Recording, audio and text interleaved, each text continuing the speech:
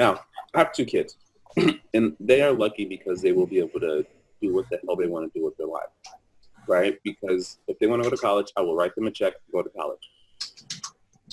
They will not have to go into a shitstorm of debt in order to go to school, but they will go to school and not have that pressure of having to work and provide for themselves because I didn't take care of business, right? Mm-hmm. Now, I also understand wholeheartedly that there are people out there who will never be that fortunate. So, again, if I have the ability to do this at a high level, it's a gift, right? Granted, you work at it, but it's truly a gift. Give back. And that's just my take on it, right? But Vice, I'm glad that you've self-analyzed because, again, not many people sit back and realize why they trade. Why do I trade? For one, I just flat out fucking love trading. Flat out loved it. And I have more of an athletic approach to trading, right? My mentality about getting better comes from my days playing sports. And I only played one sport, basketball. I tried football, but as soon as I got hit, I'm done. My approach comes flat out from sports, right? I'm not the tallest guy in the world, but I understood that for me to be able to compete with guys that are 6'1", 6'2", 6'3", that I had to run faster, jump higher, and be a little bit stronger than those guys. Mm-hmm. This is the only way I'm going to be able to play sports at a high level, being 5'7", fucking short, right? But it's not an excuse. I was forced to figure out a way to play and not use my height as an excuse. And then all of a sudden, I get really good, and people say, and people figure out who my dad was. He's like a basketball legend in Chicago. They're like, oh, no wonder why you're good. And I'm an asshole. I say, excuse me? I'm good because I put in fucking work. Like, not because my dad is who he is. Right? Because it was my choice to play basketball. He never even pushed basketball on me. But that's the approach I have to trading is I know that if I'm not doing everything in my fucking power to get better, then I'm going to be spinning my wheels for the next 10 years. And I'm not about to spin my wheels for 10 years. I'm going to get better each and every day, every single day. Second thing, you can't put your emotions on the market. People are trading out of, I'm just going to be hardcore real, out of past pain.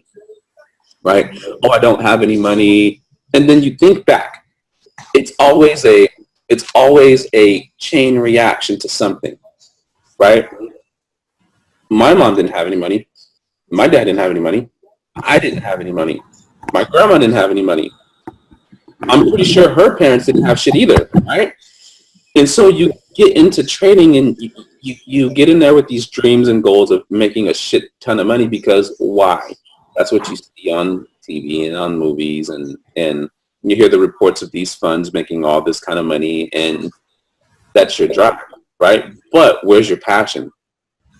Are these charts your passion? If it's not, the chance of you making it in trading are slim. Very, very slim. Very slim.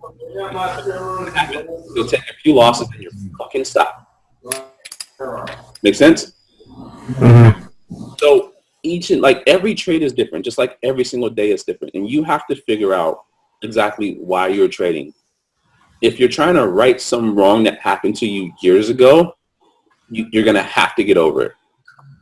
Right? You're going to have to get over it. It's no secret that I want a Lamborghini, right? But when I'm trading, I don't give a shit about a Lamborghini. I don't give a shit about buying a new house, right? My focus is where can I execute and get the lowest risk entry and the highest possible reward, right? That's my focus. So if you're playing these mind games with your, and another thing is, I'll tell you a story. I probably told most of you guys. Before I became profitable, I had a 64% win rate, and I wasn't profitable. What does that tell you? What was wrong? Your losses were too big. Perfect. Fucking perfect. Way too big. So, okay, there you go. Back to the drawing board, right? And figure out, and that was another key for me. That's when I looked at the chart purely as data. What you got to do. The chart's nothing more than data. The data's not going to hurt you. It doesn't care about you. You need to use that data to your advantage. That makes sense? Mm-hmm. So that's how you become non-emotional about, well, I became non-emotional about trading. And here's the other thing. Trading psychology.